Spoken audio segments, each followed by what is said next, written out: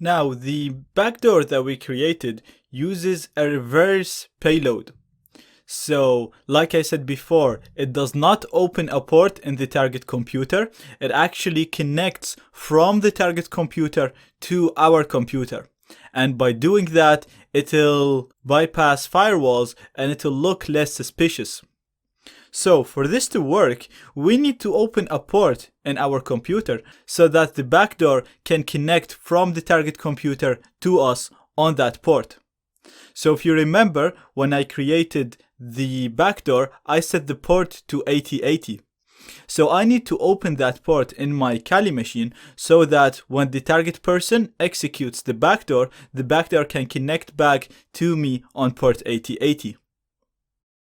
So I'm just gonna write the name of the payload that we used because that's very important when you're listening for incoming connections. So we used a payload that's written in Go, and that was a Meterpreter Rev HTTPS, which is a reverse HTTPS payload. Now this is not a command, I'm just gonna write it in here, so just that you keep this in mind. And we used port 8080 for the reverse connection.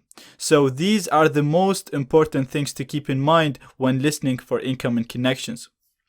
So I'm gonna split the screen and I'm gonna listen for incoming connections in here. And to do that, I'm gonna use the Metasploit framework. Now to run Metasploit, all you have to do is just run MSF console. Now Metasploit framework is a huge framework for penetration testing. So the Meterpreter backdoor, or the Meterpreter payload that Vil created for us, is actually programmed by the people who made Metasploit. That's why we're using Metasploit to listen for incoming connections. So Vil Evasion actually uses Metasploit to generate the backdoor that we chose in the previous video. So to listen for incoming connections, we're going to use a module in Metasploit. Now Metasploit, as I said, is a huge framework and it has a lot of modules. So the module that we're interested in is a module that allows us to listen for incoming connections from a Meterpreter payload. To use that module, we're going to do use to use a module, and then we're going to specify the module name. And the module name is exploit multi-handler. Okay, so the command we're using is use to specify the module that we want to use, and we're using a module called exploit multi-handler that allows us to listen for incoming connections.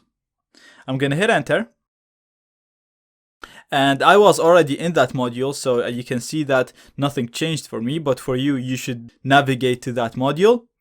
And I'm gonna do show options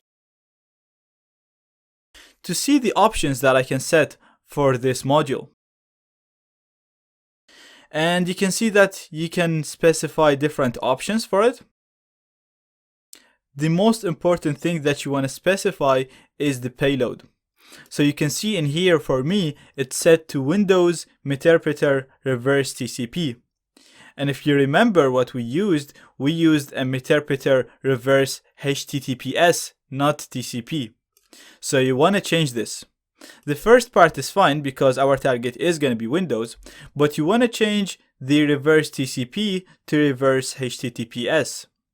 And you can change that exactly the same way that we did with Vil Evasion. So you type in set, you put the option name that you want to change, and we want to change the option for the payload. So we're going to say payload. And we're going to set that to Windows Meterpreter Reverse HTTPS this time. Okay, so we're doing set to set an option. We're setting the payload to Windows Meterpreter Reverse HTTPS. Now this payload should correspond to the payload that you chose in the backdoor. So in the backdoor we used Meterpreter Reverse HTTPS. That's why in here we're using Reverse HTTPS as well. If you chose Reverse HTTP, then set this to Reverse HTTP. If you use Reverse TCP, then set this to Reverse TCP, and so on. So I'm gonna hit enter for this, and that's gonna do it for me. And if I do show options now, you'll see the payload changed to Windows Meterpreter Reverse HTTPS. Now the same concept applies for all the other options. So you want to set the lhost to our IP address, and you can see that this is already set to the right one. So if it was wrong for you, all you have to do is just do set lhost and put your IP address. So you can get the IP address using ifconfig like I showed you in the previous lecture. So for me it's 10.20.14.213, and again this is the same IP that I used when I created my backdoor.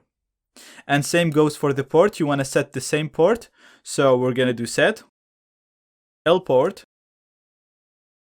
to 8080 because that's the port that we used when we generated the backdoor. So again, the main idea with this is you want to set the payload, the lhost, and the port to exactly the same options that you chose when you created the backdoor. Once done with that, we're going to do show options one more time. And you'll see that I have my payload set properly, Windows Meterpreter Reverse HTTPS.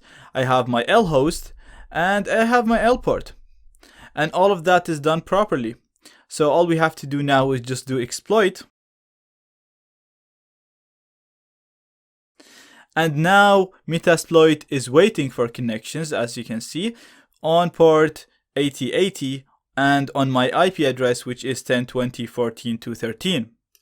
So now if anybody opens the backdoor that we created in the previous lecture, because it's a reverse backdoor, the backdoor will try to connect to the IP that we set when we created the backdoor, which was 10.20.14.213, and it'll try to connect on port 8080.